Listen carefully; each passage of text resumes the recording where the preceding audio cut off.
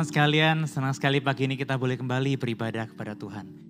Saya percaya dimanapun kita berada, Tuhan hadir di tengah-tengah kita dan rohnya menyertai setiap kita.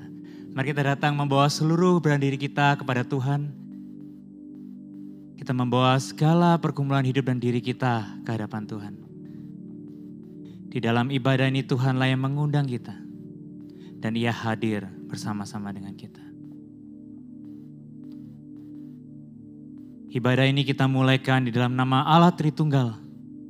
Allah Bapa, pencipta alam semesta, pencipta setiap kita, Allah Putra, yang berkorban di atas Kalvari menebus hidupmu dan hidupku. Dan Allah Roh Kudus yang menyertai setiap detik hidup kita. Dalam nama Allah Tritunggal itu, kita datang dan kita mulaikan ibadah pada pagi hari ini. Amin. Ya saudara, mari kita mau bawa hati kita mau menyembah Tuhan. Kita mau berikan yang terbaik untuk Tuhan.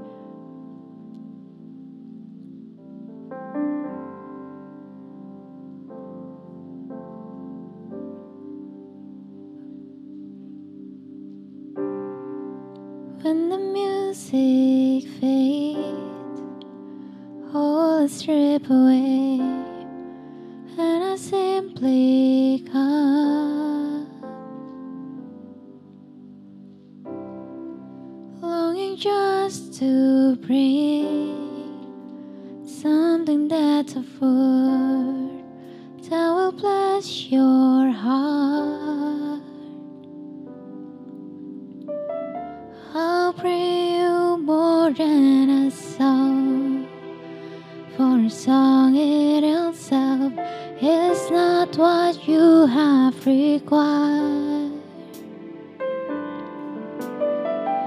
You search much deeper within, through the way things appear. You're looking into my heart. I'm coming back to the heart of worship.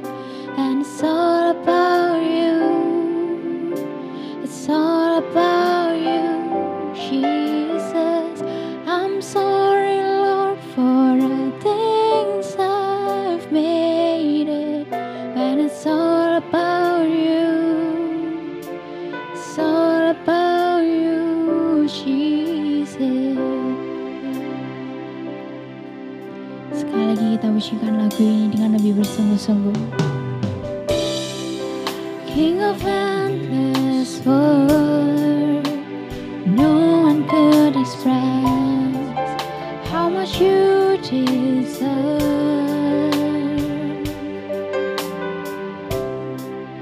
Though I'm weak and poor, all I have is yours. Every single breath, I'll bring you more than a song.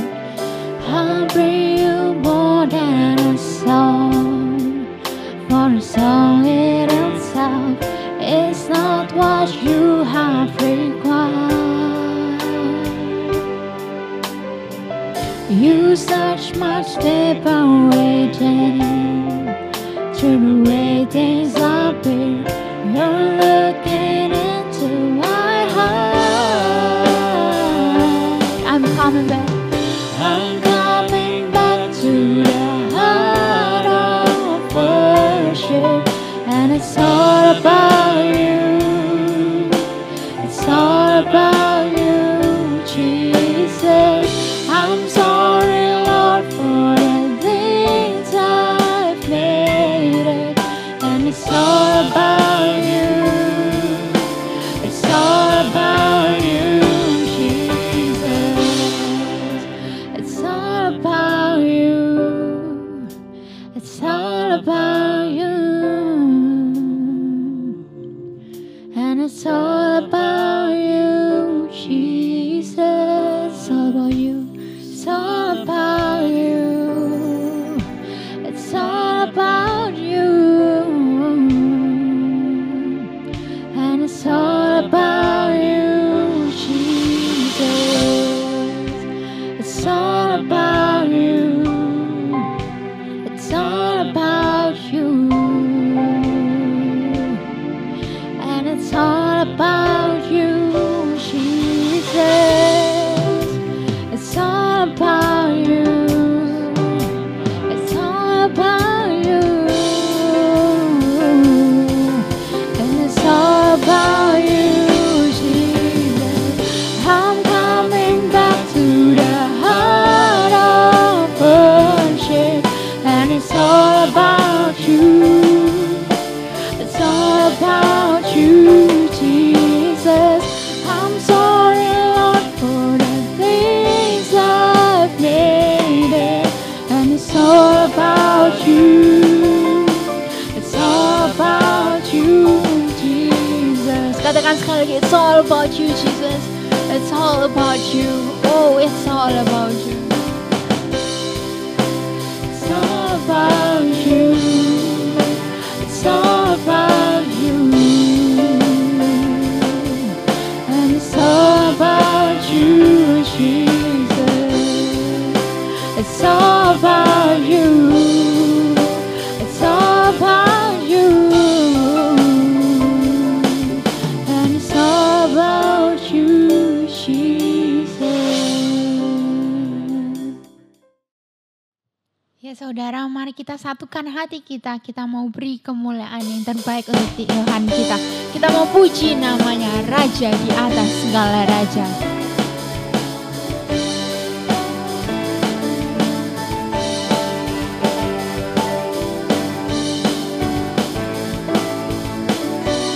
Terpujilah namamu Tuhan.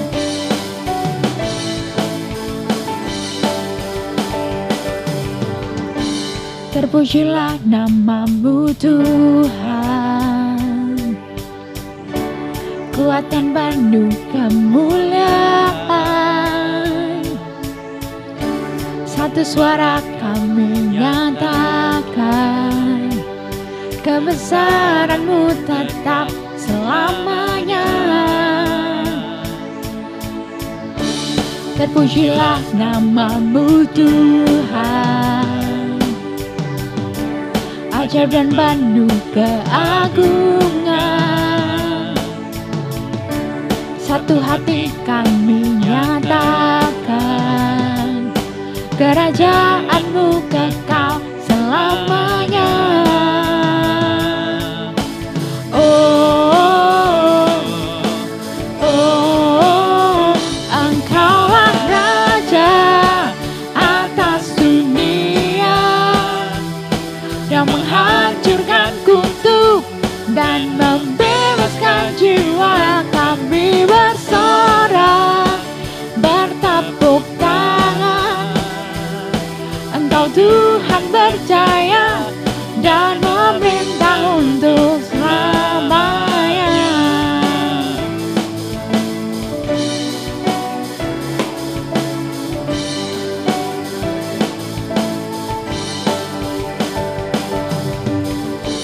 Terpujilah namamu Tuhan, ajaib dan penuh keagungan.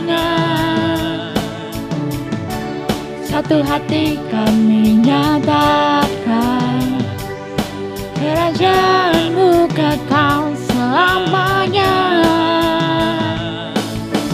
Oh, oh, Engkaulah Raja atas dunia, yang menghancurkan kutub dan membebaskan jiwa. Kami bersorak, bertepuk tangan. Engkau Tuhan berjaya dan memerintah untuk.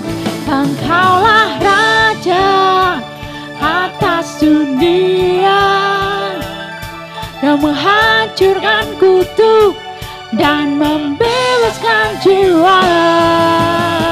Engkaulah Raja atas dunia, yang menghancurkan kutub dan membebaskan jiwa. Kami bersorak, bertepuk tangan. Engkau Tuhan percaya dan memerintah untuk selamanya. Oh, oh, oh,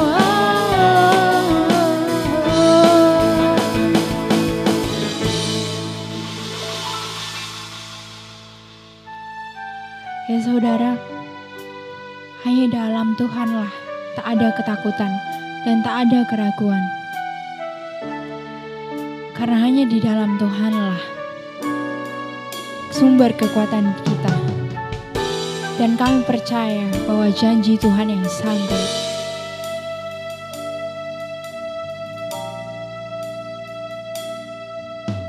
Sungguh besar setiamu,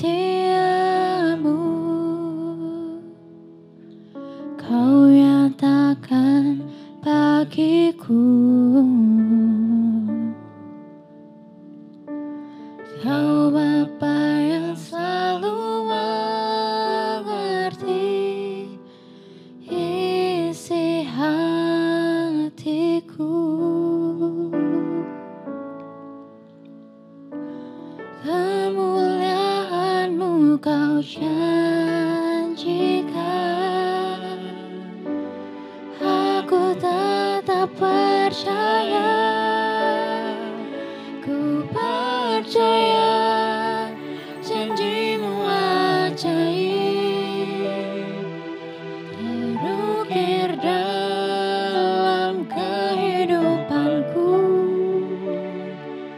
Ku berserah di dalam kekuatan-Mu, ku percaya.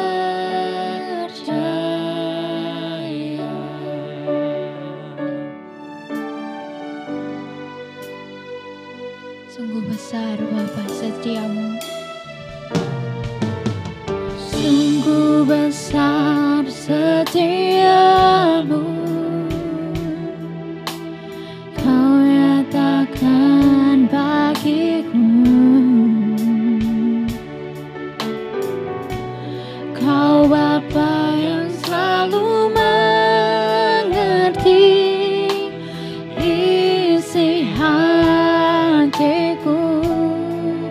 Kemuliaan-Mu Tuhan, kemuliaan-Mu Kau janjikan,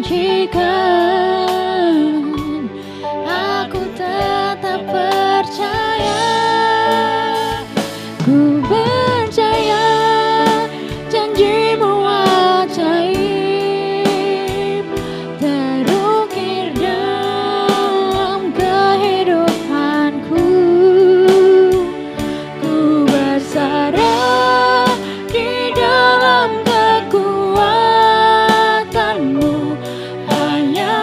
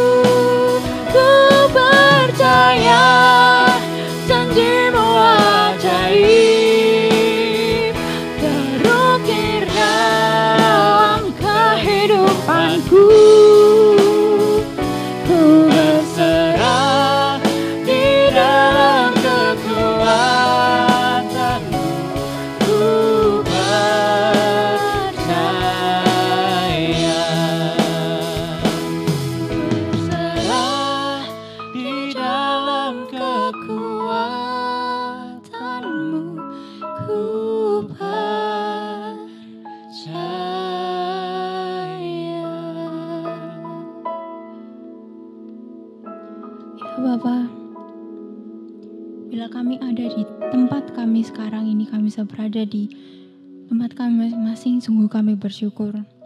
Karena itu semua berkat kemurahan-Mu dan kebaikan-Mu.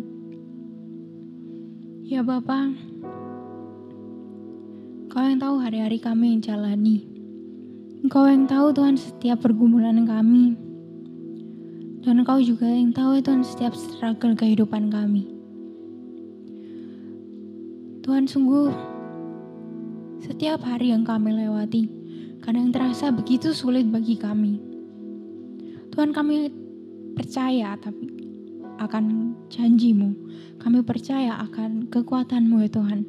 Karena bagi Engkau tiada yang mustahil. Dan biarlah Tuhan, Kau yang menyertai kami agar kami bisa tetap percaya.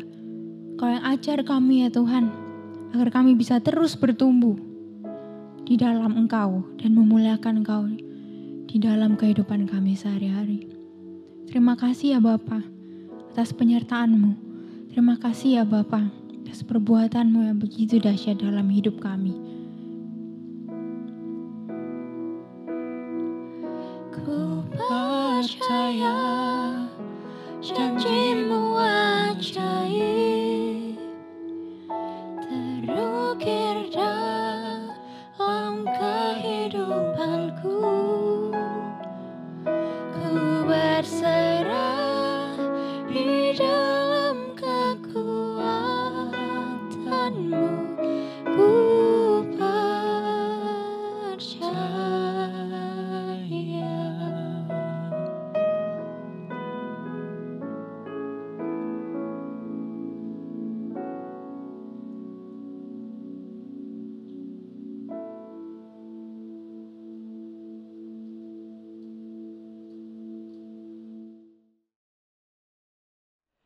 Shalom teman-teman yang terkasih, selamat pagi. Kita kembali lagi mau mendengarkan, merenungkan, dan mempelajari firman Tuhan pada pagi hari ini. Namun sebelumnya kita mau berdoa terlebih dahulu. Kita berdoa. Bapa dalam surga yang kami sembah di dalam nama Tuhan Yesus Kristus. Pada pagi hari ini Tuhan, kami mengucap syukur kepadamu oleh karena kebaikan penyertaan Tuhan. Sehingga kami boleh kembali beribadah bersama. Dan pada hari ini kami juga akan mendengarkan firman-Mu. Tuhan, ampunilah segala dosa dan pelanggaran kami, supaya kami layak untuk mendengarkan firman-Mu, merenungkan firman-Mu. Tolonglah hamba-Mu ini yang berdosa ya Tuhan dalam menyampaikan firman-Mu. Biarlah tetap nama Tuhan yang dipermuliakan. Di dalam nama Yesus Kristus, yang adalah Tuhan dan Juru Selamat kami yang hidup, kami sudah berdoa. Amin. Jemaat Tuhan yang terkasih, pada pagi hari ini kita akan mendengarkan firman Tuhan dengan tema membangkitkan tubuh Kristus. Tema firman Tuhan kita pada pagi hari ini yaitu membangkitkan tubuh Kristus. Ada sebuah film yang berjudul Big Talk. Film tersebut mengisahkan mengenai seorang ibu yang bernama Joy Smith yang optimis akan kesembuhan anak yang diadopsinya. Yang pada saat itu mengalami kecelakaan pada saat ia bermain di danau Missouri yang membeku. Jadi pada saat itu danaunya sedang membeku karena memang musim sedang membuat danau itu menjadi membeku dan anaknya itu bermain di sana. Nama anak yang diadopsi oleh Joy Smith adalah John. Kecelakaan yang dialami oleh John membuat ia mengalami kritis di rumah sakit selama berhari-hari. Akan tetapi sang ibu selalu berdoa dan berharap kepada Tuhan akan kesembuhan anaknya. Dalam film tersebut, ternyata bukan hanya ibunya yang berdoa dan berharap akan kesembuhan John. Jadi bukan ibunya saja.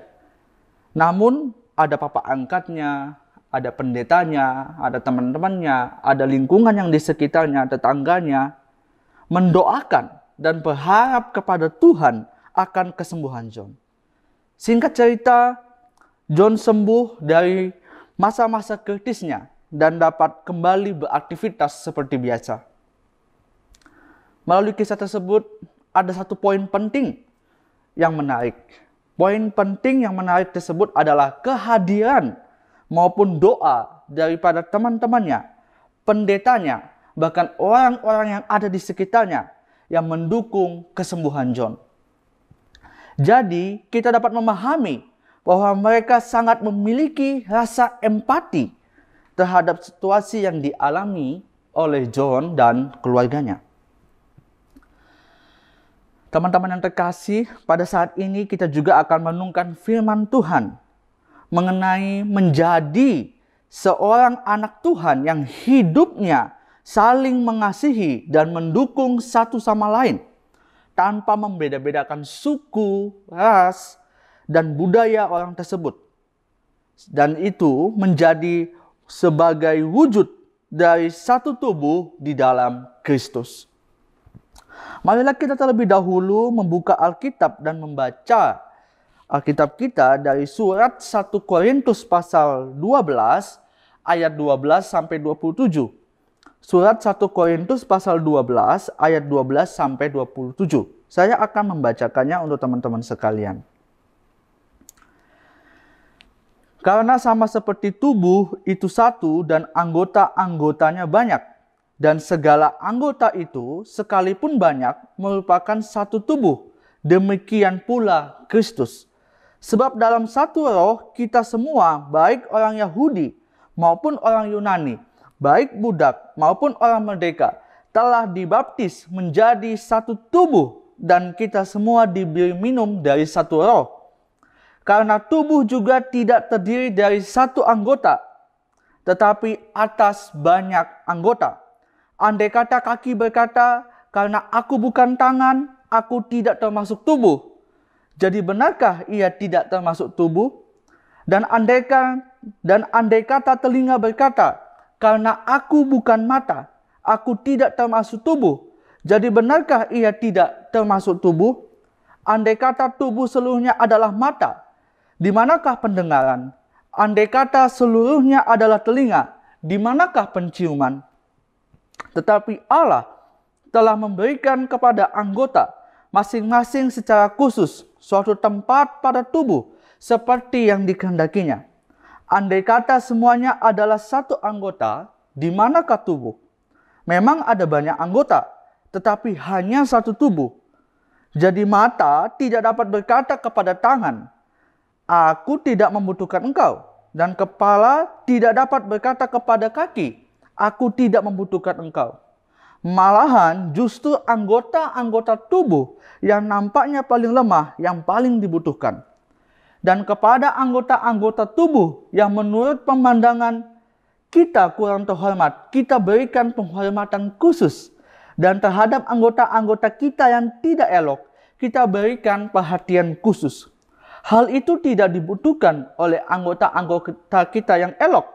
Allah telah menyusun tubuh kita begitu rupa, sehingga kepada anggota-anggota yang tidak mulia diberikan penghormatan khusus, supaya jangan terjadi perpecahan dalam tubuh, tetapi supaya anggota-anggota yang berbeda itu saling memperhatikan.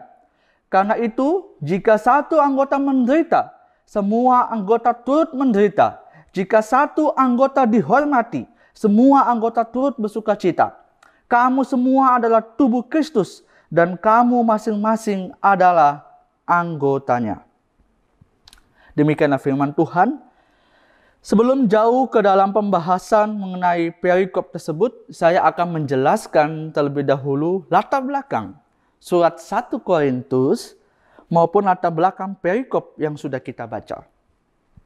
Dalam surat 1 Korintus pasal 1 ayat yang ke-1, kita buka Alkitab kita, 1 Korintus pasal 1 ayat yang ke-1, saya akan bacakan untuk teman-teman sekalian. Dari Paulus yang oleh kehendak Allah dipanggil menjadi Rasul Kristus Yesus, dan dari Sostenes saudara kita. Jadi kita dapat memahami bahwa penulis daripada surat 1 Korintus adalah Paulus. Selanjutnya dalam surat 1 Korintus pasal 1 ayat 10, surat 1 Korintus pasal 1 ayat 10 dikatakan, "Tetapi aku menasihatkan kamu, saudara-saudara, demi nama Tuhan kita Yesus Kristus, supaya kamu seia sekata, dan jangan ada perpecahan di antara kamu, tetapi sebaliknya supaya kamu erat bersatu dan sehati sepikir." Jadi kita dapat memahami bahwa situasi jemaat Tuhan di Korintus sedang mengalami perpecahan.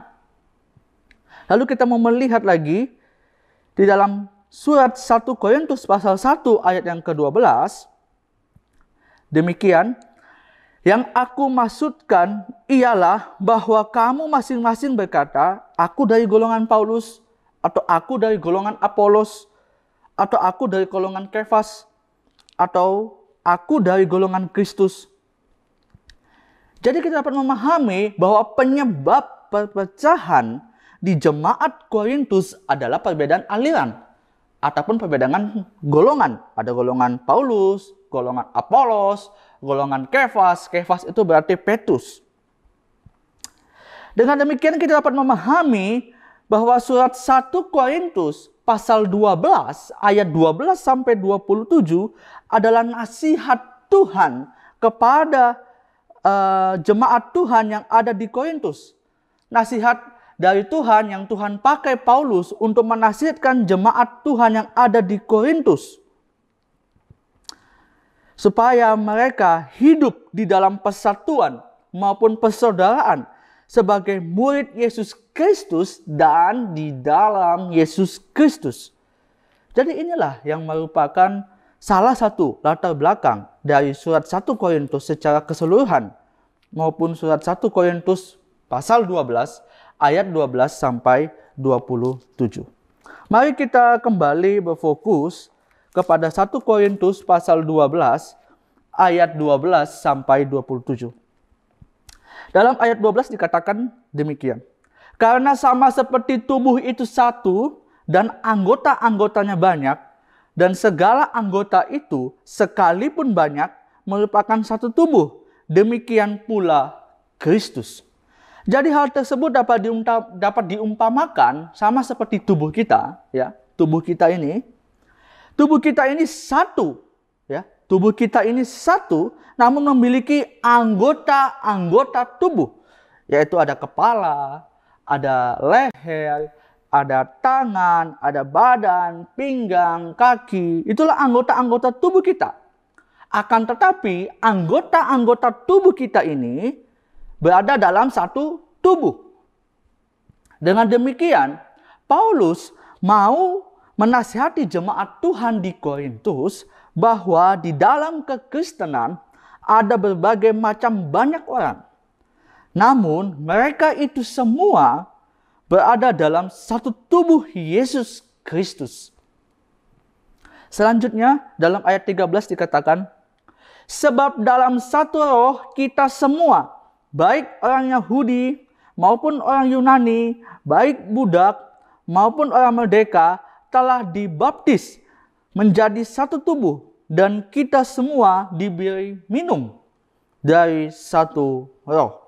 Jadi kita dapat memahami kembali bahwa Paulus menasehati jemaat Tuhan di Korintus dengan menekankan bahwa apapun suku, ras, budaya, dan status jemaat Tuhan di Korintus, mereka adalah para pengikut Yesus Kristus. Jikalau mereka berada dalam satu baptisan, yaitu di dalam Bapa, di dalam nama Bapa, Anak, dan Roh Kudus, mereka pun berada di dalam satu tubuh, di dalam satu semangat, yaitu di dalam Yesus Kristus. Kemudian kita membaca ayat yang ke-18 sampai 20 dikatakan, "Tetapi Allah telah memberikan kepada anggota masing-masing secara khusus suatu tempat pada tubuh seperti yang dikehendakinya. Andai kata semuanya adalah satu anggota, di manakah tubuh? Memang ada banyak anggota, tetapi hanya satu tubuh." Jadi kita dapat memahami kembali bahwa Paulus memberikan suatu penjelasan untuk menasehati jemaat Tuhan di Korintus untuk saling bersatu. Sebagai contoh, di tubuh kita ini, itu terdapat berbagai macam anggota tubuh yang memiliki fungsinya masing-masing. Kepala memiliki fungsinya sendiri, tangan kita memiliki fungsinya sendiri, kaki kita memiliki fungsinya sendiri, dan lain sebagainya.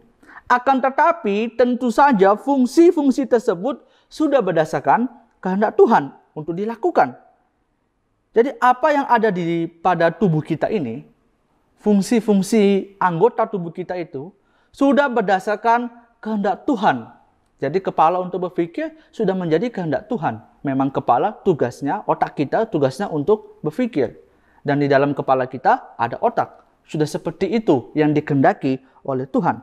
Dengan demikian, seperti yang tadi saya katakan, bahwa anggota-anggota tubuh ini dengan berbeda-beda fungsi sudah menjadi kehendak Tuhan dan di dalam satu tubuh. Kita perlu mengingat bahwa semuanya sudah diatur oleh Allah dan sesuai dengan kehendaknya dan berdasarkan kemampuannya masing-masing. Jadi kita juga dapat memahami bahwa di dalam satu tubuh Kristus terdapat berbagai macam tugas yang telah Allah percayakan pada masing-masing anggota. Sebagai contoh, dalam pemuda Fongsian maupun remaja Sensin, pasti setiap anggotanya itu memiliki talentanya masing-masing. Dan tentu saja sudah berdasarkan kehendak Tuhan. Ada yang bisa bermain musik, ada yang bisa memimpin pujian, ada yang bisa mengatur multimedia, dan lain sebagainya. Namun dari berbagai macam-macam anggota Fongsian dan Sensin yang memiliki keahliannya masing-masing tetap berada di dalam satu tubuh Kristus. Kita perlu perhatikan ada perbedaan antara kesatuan dan persatuan. Kalau kesatuan itu tidak terlihat. Jadi kita telah satu di dalam satu kesatuan tubuh Kristus. Tetapi itu akan berdampak terlihat jelas dengan adanya persatuan. Ada namanya persatuan, persekutuan Fongsian. Ada persatuan, persekutuan Sensin. Jadi persatuan itu adalah yang nampak dan kesatuan itu tidak nampak. Makanya ada persatuan GKA, Gloria Pacar, ada persatuan yang lain. Tetapi kesatuannya itu tidak terlihat. Tetapi kita sudah berada di dalam satu kesatuan tubuh Kristus. Selanjutnya di dalam ayat ke-22 sampai 25 dikatakan, malahan justru anggota-anggota tubuh yang nampaknya paling lemah, yang paling dibutuhkan, dan kepada anggota-anggota tubuh yang menurut pemandangan kita kurang terhormat, kita berikan penghormatan khusus. Dan terhadap anggota-anggota kita yang tidak elok, kita berikan perhatian khusus. Hal itu tidak dibutuhkan oleh anggota-anggota kita yang elok. Allah telah menyusun tubuh kita begitu rupa, sehingga kepada anggota-anggota yang tidak mulia diberikan penghormatan khusus. Supaya jangan terjadi perpecahan dalam tubuh, tetapi supaya anggota-anggota yang berbeda itu saling memperhatikan. Dengan demikian, Paulus sedang memberitahukan bahwa jemaat Tuhan di Korintus memiliki kelebihan dan kekurangannya masing-masing. Akan tetapi hal tersebut janganlah membuat perpecahan di dalam jemaat Tuhan di Korintus. Namun melalui hal tersebut, hendaklah jemaat Tuhan di Korintus saling memperhatikan, atau juga dapat dikatakan saling melengkapi satu sama lain. Jadi kita dapat memahami kembali bahwa kelebihan dan kekurangan seseorang haruslah kita terima. Dan jikalau kita sudah menerimanya, maka kita haruslah untuk menolongnya, memperlengkapinya, dan memperhatikannya. Kemudian di dalam ayat yang ke-26 sampai 27 dikatakan, karena itu, jika satu anggota menderita, semua anggota turut menderita. Jika satu anggota dihormati, semua anggota turut bersukacita. Kamu semua adalah tubuh Kristus dan kamu masing-masing adalah anggotanya. Saya jadi teringat akan slogan dalam kemiliteran, yaitu jiwa kosa, komando satu rasa. Slogan tersebut memiliki arti jiwa satu rasa dan satu asa dalam mencapai satu tujuan, atau biasa disebut rasa peduli dan sepenanggungan terhadap sesama kelompok. Dengan demikian, berkaitan dengan ayat yang baru saja kita baca, kita dapat memahami bahwa Paulus mengharapkan kiranya jemaat Tuhan di Korintus memiliki jiwa persaudaraan yang kuat. Jikalau ada di antara jemaat Tuhan di Korintus yang menderita, maka semuanya pun ikut menderita. Jikalau ada di antara jemaat Tuhan di Korintus yang bersuka cita, maka semuanya pun ikut bersuka cita. Jangan sampai terbalik. Kemudian Paulus menegaskan kembali, kamu semua adalah tubuh Kristus dan kamu masing-masing adalah anggotanya. Dengan demikian, ada beberapa poin penting yang dapat kita pelajari dan lakukan dalam kehidupan sehari-hari. Poin pertama adalah kita harus memahami bahwa di dalam satu tubuh Kristus terdapat berbagai macam suku, budaya, dan ras. Kemudian perbedaan tersebut berada dalam satu semangat, satu tubuh di dalam Yesus Kristus. Jadi, jikalau memahami hal tersebut, maka hendaklah kita dapat mengasihi sesama orang percaya tanpa membeda-bedakan suku, budaya, ras, maupun status. Kita tidak boleh rasis, khususnya terhadap orang-orang percaya, sesama kita, orang-orang Kristen. Karena kita berada dalam satu tubuh Kristus, sehingga kita mengasihi tanpa membeda-bedakan bentuknya, statusnya, budayanya, rasnya, sukunya, dan lain sebagainya. Dengan demikian, langkah praktis yang dapat kita lakukan di dalam pemuda Fongsian dan remaja Sienchen yaitu adalah tetap saling mengasihi, tetap saling mendoakan, saling memperhatikan tanpa membeda-bedakan suku, budaya, ras, maupun status orang tersebut. Jika ada teman kita yang butuh didoakan, kita doakan. Tidak melihat sukunya, tidak melihat budayanya, tidak melihat rasnya. Kalau ada teman kita yang membutuhkan pertolongan, kita tolong. Tanpa melihat etnisnya apa. Karena kita berada dalam satu tubuh Kristus. Ini kita sedang berbicara tentang lingkupnya sebagai orang Kristen dan di dalam kekristenan. Lalu poin kedua adalah tidak iri hati terhadap talenta yang dimiliki oleh orang lain yang Tuhan percayakan kepada dirinya. Ingatlah penjelasan yang telah saya jelaskan tadi, bahwa Tuhan telah memberikan masing-masing tugas dan tanggung jawab kepada setiap orang sesuai dengan kehendaknya. Dengan demikian, marilah kita mengembangkan setiap talenta yang telah Tuhan percayakan kepada diri kita. Daripada kita nyinyirin orang ya, aduh, talenta dia lebih oke, talenta saya nggak oke. Daripada kita nggak percaya diri. Lebih baik apa yang telah Tuhan berikan, talenta yang telah Tuhan percayakan untuk kita, kita kembangkan. Kalau belum menemukan, cari sampai dapat. Tuhan tidak mungkin tidak memberikan talenta kepada masing-masing orang percaya. Ada talenta yang telah Tuhan berikan. Tinggal kita apakah kita mau mencari dan mengembangkannya. Dengan demikian, langkah praktis yang dapat kita lakukan adalah menggunakan talenta kita yang Tuhan berikan untuk melayani Tuhan di gereja. Jangan sampai kita jago main musik, kita bisa untuk multimedia, kita bisa untuk memimpin pujian, kita tidak mau melayani Tuhan di gereja. Kita harus mengembangkan talenta kita. Dengan cara apa? Langkah praktisnya melayani Tuhan di gereja. Karena dari situ kita juga bisa saling belajar. Kalau ada yang kurang, kita bisa saling melengkapi dan lain sebagainya.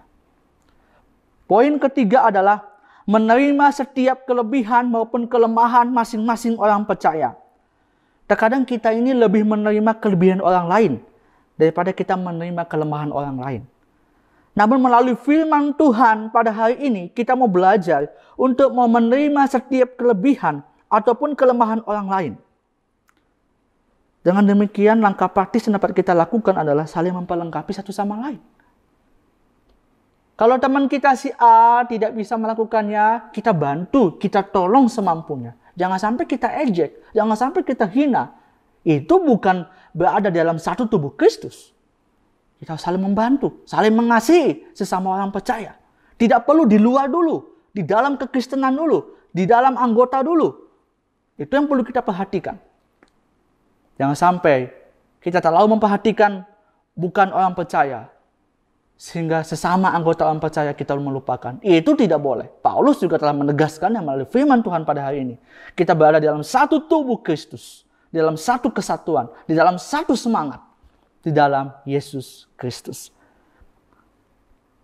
Poin keempat atau poin yang terakhir yang dapat kita lakukan dan pelajari adalah memiliki sikap empati terhadap satu sama lain. Poin keempatnya adalah memiliki sikap empati terhadap satu sama lain. Teman-teman, empati dan simpati itu memiliki pengertian yang berbeda. Dalam sebuah artikel yang ditulis oleh kumparan.com, dikatakan bahwa simpati adalah perasaan welas asih, perasaan kasihan, dan lain sebagainya. Akan tetapi empati adalah sesuatu yang lebih tinggi, yang melampaui hal itu. Jadi empati itu adalah bagaimana seseorang tersebut bisa merasakan apa yang dirasakan oleh orang lain. Kemudian seseorang tersebut bisa mengandaikan dirinya jika di posisi orang yang sedang mengalami penderitaan tersebut. Itulah empati. Kalau simpati hanya memiliki suatu perasaan. Tapi kalau empati jauh lebih ke dalam.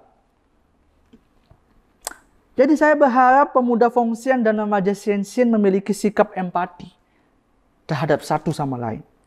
Dengan demikian, langkah praktis yang dapat kita lakukan adalah jikalau ada teman kita yang mengalami kesulitan, maka sikap empati yang dapat kita lakukan adalah mendoakan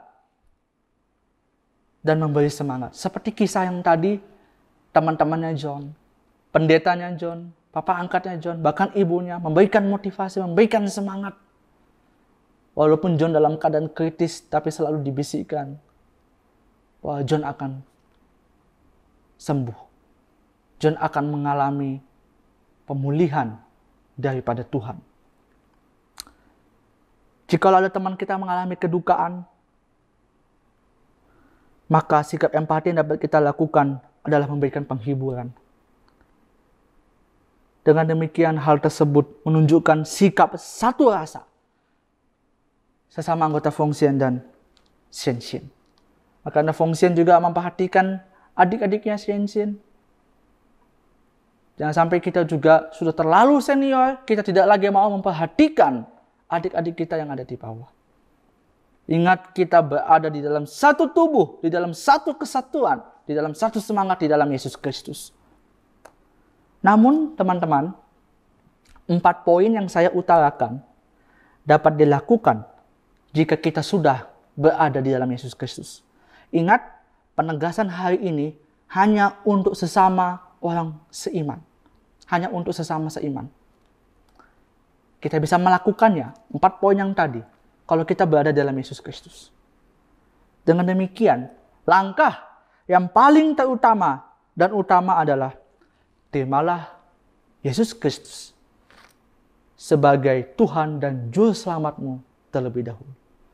Jikalau engkau sudah berada di dalam Dia, maka kita berada dalam satu kesatuan tubuh Kristus.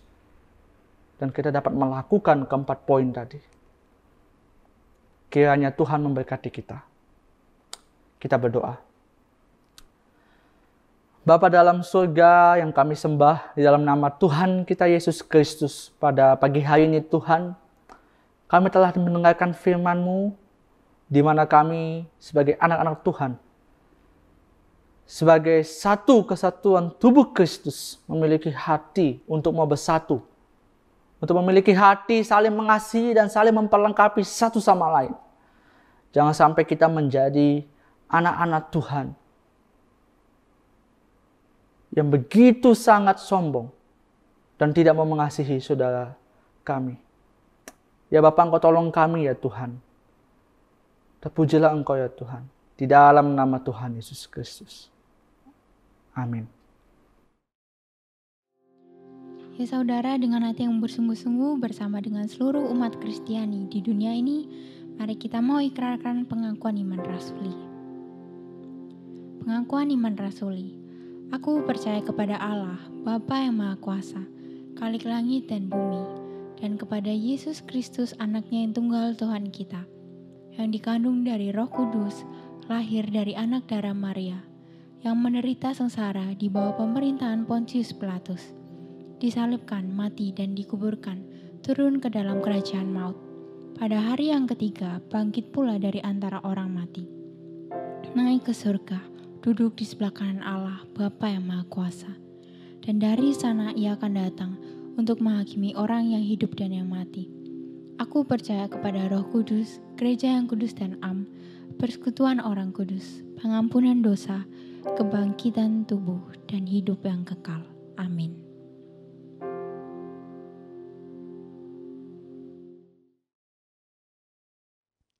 Kita bersyukur untuk ibadah yang telah kita lakukan bersama-sama.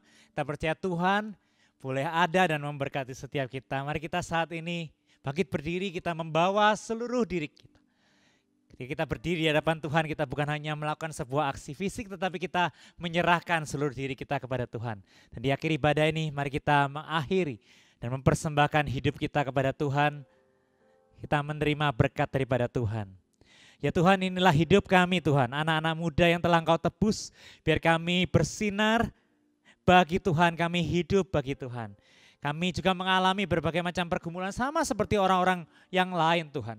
Tapi kami dimampukan berkemenangan oleh karena Allah Roh Kudus yang senantiasa memegang hidup kami, yang memegang tangan kami, yang berjalan bersama dengan kami. Dan anugerah-Mu Tuhan Engkau curahkan dengan limpah di dalam hidup setiap kami setiap hari. Di dalam anugerah-Mu itulah kami saat ini berdiri dan kami mohonkan berkat daripada-Mu Tuhan. Biarlah berkat-Mu Tuhan mampukan kami hidup bagi Engkau, hidup bagi kemuliaan-Mu. Kami membawa hati kami, mengarahkan hati kami dan menerima berkat-Mu. Kiranya Tuhan memberkati Engkau dan melindungi Engkau. Tuhan menyinari Engkau dengan wajah-Nya dan memberi Engkau kasih karunia. Tuhan menghadapkan wajah-Nya kepadamu dan memberi Engkau damai sejahtera yang melampaui segala akal mulai saat ini sampai selama-lamanya. Amin. Demikianlah ibadah kita hari ini. Tuhan Yesus memberkati kita sekalian. Hiduplah bagi kemuliaan Tuhan. Angkat tanganku Yesus, memuji perbuatan